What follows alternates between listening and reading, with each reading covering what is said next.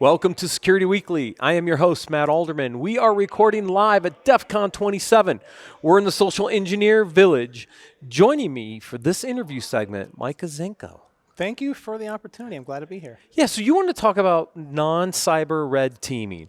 What is non-cyber red teaming? Sure. So most people know of red teaming as like advanced pen testing, which is trying to get to the most valuable thing that someone is trying to protect by emulating a motivated adversary.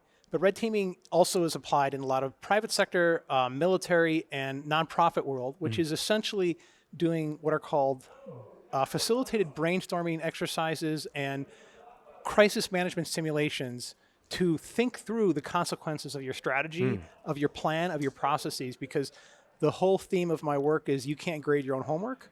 So just as you don't know the vulnerabilities of a defended system, you don't know the vulnerabilities of your plan. So it's pen testing in a different way, but basically trying to pen test the thinking behind your strategies and plans. Got it. So I was thinking you were going to go down a slightly different path, so I want to throw this out and say, is this also considered non-cyber red team? So I worked, first part of my career was nuclear power, and then I spent a little bit of time at one of the refineries. And one of the things we had to do was prepare for risks like a hurricane coming up the Gulf coast and hitting New Orleans, because BP at the time they have a big refinery down there, and that's a non-cyber incident. When you think about it, right? It's a hurricane, but if it floods the plant, how do you prepare? Business continuity, disaster recovery, etc. And when the hurricane hit a few years back, my guess is they pulled out my disaster recovery plan, of course, to restore the plant, because those systems don't change very often, right? And so when you think about non-cyber red teaming, that's a red team kind of exercise. Think, what happens? What do we do when this happens? It could be an earthquake. It could be a lot of things. You talked about strategy, which I thought was interesting as well, because I think more of the natural disasters when I think about something like that. But I would say yours is red teaming. That's crisis management simulations. Okay. Because every organization has playbooks and run books for all sorts of disasters. Most of them, they don't test.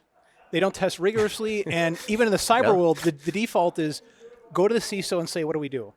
Most decisions actually have to be elevated to the C-suite level. They take on account commercial interests, your customer needs, your partners, and it is not a CISO decision.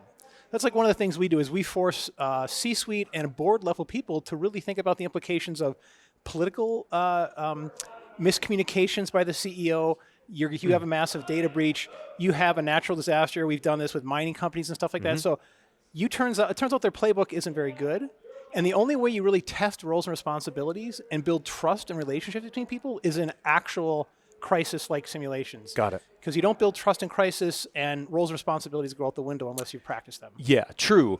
You know, I think Jason and I and Paul talked about this a couple weeks ago on Business Security Weekly about the roles and responsibilities when there's a crisis between the board and the management team, right? Because the board needs to have oversight and understand what's going on, but they're not the ones, or shouldn't be the ones, that are actively involved in the activity when something happens. And there has to be kind of those liaisons to keep both teams in check.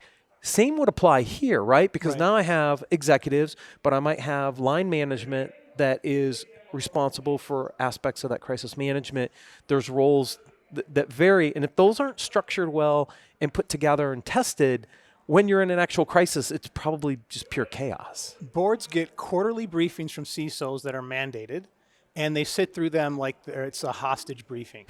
They have no interest in what's being said, and they don't really retain any of the information. The way boards learn about cyber threats are from peer networks and from news reporting. And from software that they hear their friends have bought. So that's how, like, incident detection software, that's what they think cyber is. They don't really know what the CISO does or what her concerns are and what the team and the bandwidth is and the attack surface. And I can just tell you in situation after situation, you find out that organizations are less well prepared because when the crisis hits, they literally don't know what to tell the marketplace. They don't know what to tell the vendors. They don't know what to tell third-party law enforcement in particular. I mean, like, if you don't have a go bag of what you can share with Secret Service or FBI on day one, you are way behind the curve. The biggest organizations in the United States don't have that today. Interesting. So what are some of the recommendations for those organizations where they don't have this? What do they need to do? At the basic, you have to have a playbook or a run book that is developed and known to every relevant stakeholder. Because it's not just enough to have a crisis communications people like, what is the tweet you craft? But what is the tweet you craft when something takes into account a range of different interests in the company? What do you do when, again, law enforcement comes to you with information about a breach, or you get that middle of the night email from Brian Krebs that says, oh, guess what I found? Right. Available for sale on the dark web, which happens quite frequently. And you'd imagine like people don't know how to reply to Brian Krebs, right? So if you don't have that, if you don't have that nailed down, you're way behind. So practice your run book, practice your playbook, because it's not just for that actual crisis. It actually builds shared consciousness around the problem set. It builds trust generally, and it's better for your organization having done the tests than not having done the tests. So you don't do it just in case that thing happens. You do it because it has benefits beyond just that specific crisis. But most organizations, it's a preventative activity, hard to demonstrate ROI, so it's the first thing that gets cut. Right. Or you get 1 hour every 6 months, maybe. At a tabletop exercise with board members, and it's just forgotten. I think a really good example of this is the Boeing 737 MAX incident, right? Because they mishandled this thing from day one. They could have done a way better job, similar to what Johnson & Johnson did way back in the day with the Tylenol scare, right? And we, again, these are articles we've covered from a leadership communication perspective because I think they're interesting stories to understand. So when something goes wrong, how do you react and respond to it and build confidence and trust back to your customers or whoever that, yes, all right, something happened. We're going to pull the planes off. We're going to check everything out, make sure everything's okay, maybe do a software update and get them back on. But they didn't do that, right? They misstepped all these different places, and then they decided, oh, we should pull the planes and redo this.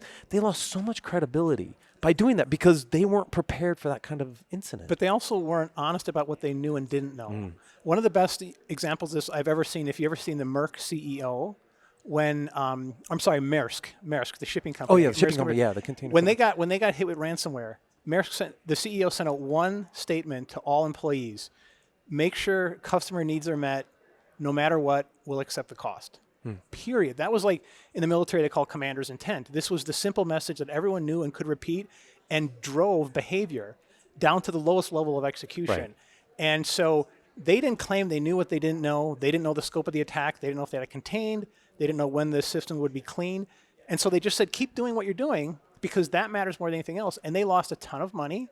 But they didn't lose credibility. They didn't lose customers. They actually gained customers because when it came down to it, they were willing to absorb the costs rather than transfer them on to their customers. Yeah, which is great ancillary to the previous story because, the Boeing one sticks out in my mind as just really, really mishandled. Yeah. All right, we got a couple books. Please. So I got to get my book stash out. So the first one is Red Team, How to Succeed by Thinking Like the Enemy. So this goes right into the discussion we just had, kind of the non-cyber red teaming kind of stuff, right? Yeah, I mean, it's a little bit of that, but it's also why you need to red team, which is, again, organizations are systematically incapable of identifying their blind spots, challenging their assumptions, knowing their vulnerabilities. That's true in the cyber world. That's also true in everything organizations do. You can't grade your own homework. You have to have an independent, semi-disinterested individual or team which red teams your strategy, plans, and processes again. Because on your own, again, you ask me if I'm good looking or smart or charismatic, don't believe me. Because I have no reason to be honest. I don't know that. People are really unself-aware. Same with companies. Got it. Second one, clear and present safety. Yeah, so this is an antidote to contemporary fear-mongering about the state of the world, which is if you read cable news, you listen to political leaders, you think things have never been worse. In reality, on every quality of life metric, things have never been better for a greater percentage of people on Earth. That's a really positive thing. A lot of this looks at why that is, how to sustain that as a foreign policy, but it also turns national security on its head and looks at the things that actually harm Americans, which are all domestic, overwhelmingly based upon opioids, car deaths, gun deaths, pedestrian deaths, the decrease in social mobility. The challenges that the rest of the world are coming out of are getting worse here. And America is becoming, I would say, a less developing country relative to their peers very quickly. So instead of thinking about how to protect Americans from threats and risks abroad, we basically look at what actually harms Americans today. And it's us internally. It's us internally. It's all within our borders. And we have evidence-based interventions to improve life and safety and health and well-being here and we choose not to prioritize it the same way we do overseas. Oh, interesting. Micah, thanks for joining us. Thank you very much. And thanks for watching. We'll see you soon.